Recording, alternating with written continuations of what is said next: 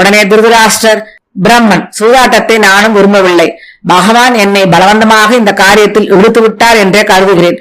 பீஷ்ம துரோண விதுரருக்கும் சூதாட்ட திட்டம் பிரியமில்லை.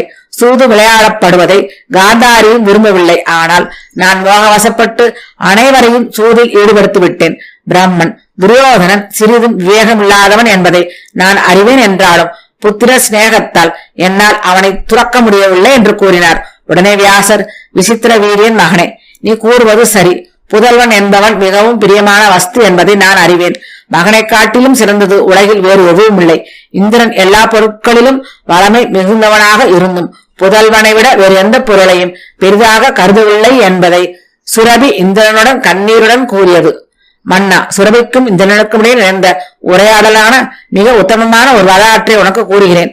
முன்பு ஒரு முறை கோமாதா சுரபி விண்ணுலகம் சென்று விம்மி விம்மி அழுதது. இந்திரனுக்கு